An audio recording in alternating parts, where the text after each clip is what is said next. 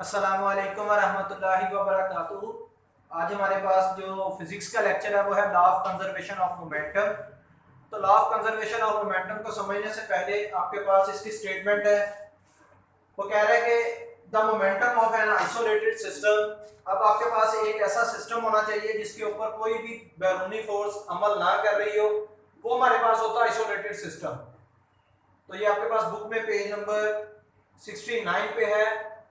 Third line में लिखा हुआ कि an isolated system is a group of interacting bodies on which no external force act on it। मतलब दो bodies हैं या दो से ज्यादा बॉडीज हैं, वो आपस में एक दूसरे के साथ इंटरेक्ट हो रही हैं, अटैच हो रही हैं, जिसकी वजह से उसके ऊपर कोई भी बॉडी के ऊपर कोई फोर्स अमल नहीं कर रही।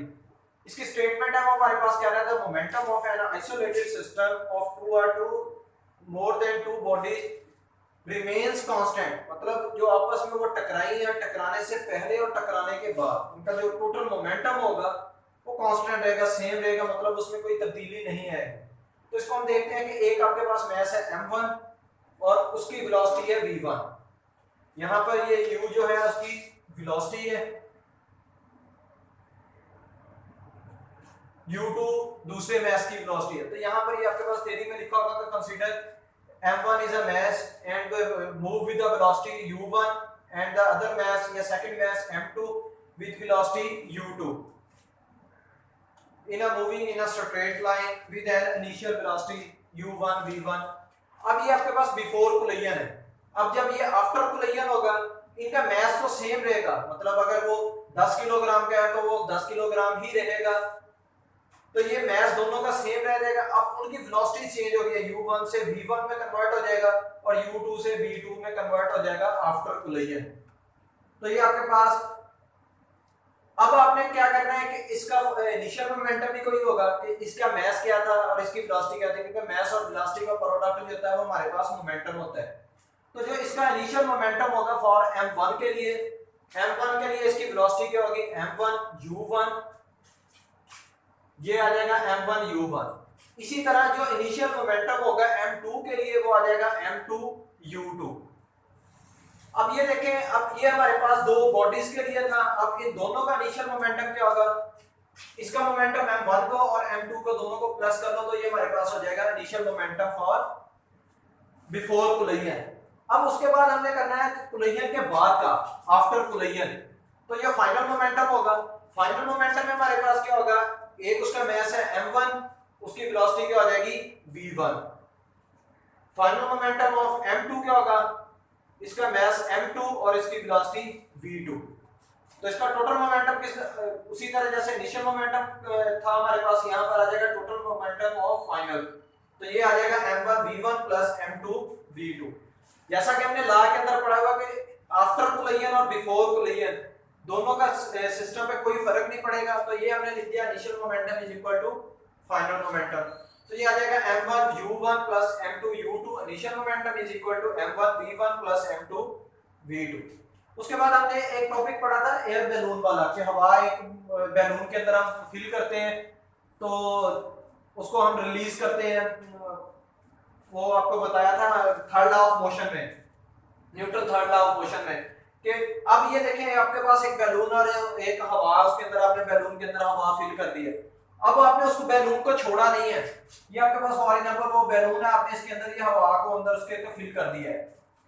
अब आपने इसको रिमूव नहीं किया, इसको अंदर हवा को अंदर से रिलीज नहीं किया, तो ये आपके पास बैलून किस चीज में है, रेस्ट में।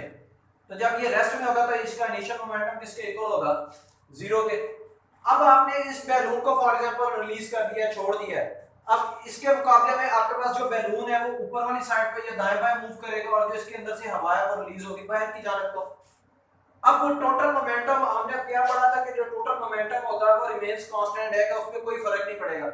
अब जो उसका इनिशियल मोमेंटम है वो तो जीरो है, अब उसका फाइनल मोमेंटम जीरो कैसे होगा, अब इसने हवा ने बाहर की साइड को निकलना है और जो इसकी मूवमेंट है वो दूसरी डायरेक्शन में होगी, जिसकी वजह से ये दोनों आपस में एक दूसरे की फोर्सेस को कैंसिल करने की वजह से ये जीरो में होगा। ये आपके पास बुक में नहीं था, तो ये जस्ट आपके नॉलेज के लिए बताया कि बैलून में भी law of conservation of momentum apply ऐसे होता है। उसके बाद है ये इसका लास्ट पॉइंट है गन का। एक आपके पास गन है और एक बुलेट है। आपके पास जो गन है और बुलेट है, आपने गन के अंदर बुलेट को रख के ना छोड़ दिया, लोड करके जो भी करना है। अब आपने जब उसको गन के अंदर बुलेट को डाल दिया होगा तो आपने ना तो कोई फायर किया, बुलेट का भी वजन वेट है कोई, और जो आपके पास गन है उसका भी वेट है। अब उसकी कोई भी वेलोसिटी नहीं है जिसकी वजह से उसका जो मोमेंटम होगा वो जीरो रहेगा, क्योंकि ना तो आपके पास गन को मूव करवा रहे हैं हम, सॉरी गन का कोई मैस तो है लेकिन उसके अंदर वेलोसिटी नहीं है जिसकी वजह से उसका मोमेंटम जीरो होगा। आपसे ये क्वेश्चन पूछ सकते हैं कि जी जब आपके पास वो गन और वो बुलेट थी तो उसका मोमेंटम जीरो कैसे हुआ है? उसका मैस जीरो नहीं है क्योंकि बुलेट का तो मैस है आपके पास, उसकी वेलोसिटी नहीं है जिसकी वजह से उसका जो मोमेंटम है वो जीरो हो गया। अब इसका जो इनिशियल मोमेंटम है वो जीरो हो गया। अब आपने गन को किया फायर, जब आप गन को फायर करते हैं तो आपने देखा होगा अक्सर जब आप गन को फायर करते हैं बुलेट आगे वाली साइड पे जाएगी, गन पीछे की साइड को मूव करती है। इस वर्ड को हम बोलते हैं रिकॉइल्स, कि जब हम गन को फायर करते हैं तो जो बुलेट होता है वो आगे की तरफ को मूव करता है और जो गन होती है वो हमारे पास पीछे की डायरेक्शन को मूव करती है, इसको हम बोलते हैं रिकॉइल। तो ये शॉर्ट क्वेश्चन एक बहुत इंपॉर्टेंट है कि when we fired a gun, when we fire why the gun recoils, कि गन हमारे पास रिकॉइल क्यों होती है? इसका ये आंसर है आपके पास to conserve the momentum of the, to conserve the momentum. इस टोटल जो law of conservation of momentum में आपके पास इसको मोमेंटम को कंजर्व करने के लिए जो गन होती है वो हमारे पास रिकॉइल करती है। ये आपके पास पेज नंबर 70 पे फोर्थ फिफ्थ लाइन में है, to conserve momentum of the system the gun requires. अब आपके पास according to law of conservation of momentum है, अब वो कह रहा है कि इनिशियल मोमेंटम तो आपके पास गन का जीरो हो गया है क्योंकि उसका गन का आपने इसको फायर नहीं किया। अब यहां पर आ जाएगा उसका फाइनल मोमेंटम। अब आपने लिखा हुआ कि गन जो बुलेट है उसका मैस है स्मॉल m और जो उसकी वेलोसिटी है वो स्मॉल v है। अब आपके पास जो गन है, गन का जो मैस है वो कैपिटल M है और उसकी जो वेलोसिटी है वो कैपिटल v हो जाएगी। अब इसका जो टोटल मोमेंटम होगा आफ्टर फायर के, तो ये किसके इक्वल आ जाएगा? m1v, जो गन का मैस है और जो गन की वेलोसिटी है वो प्लस किसके अंदर हो जाएगी? जो बुलेट का मैस और जो बुलेट की वेलोसिटी है m1v। ये कैपिटल जो है वो मैस ऑफ आपके पास गन है और जो कैपिटल v है वो वेलोसिटी ऑफ v है गन की। अब वो कह रहा है कि कंसीडर जो हमारे पास law of conservation of momentum क्या था? Final momentum is equal to initial momentum. अब इनिशियल मोमेंटम तो आपके पास जीरो है क्योंकि आपके पास जो गन आपने फायर ही नहीं किया था तो उसके अंदर कोई वेलोसिटी नहीं थी जिसकी वजह से आपके पास उसका इनिशियल जीरो हो गया था। अब ये किसके इक्वल आ जाएगा? m1 कैपिटल V के और m1 स्मॉल v के। अब ये चीज इधर प्लस की हो रही है, इधर वाली साइड पे आके माइनस को आ जाएगा माइनस mv। अब आपने कैपिटल V की वैल्यू निकाली है तो ये कैपिटल M इधर मल्टीप्लाई हो रहा है, इधर आके ये डिवाइडेड है, तो ये आंसर आ जाएगा minus m small divided by capital M divided by v।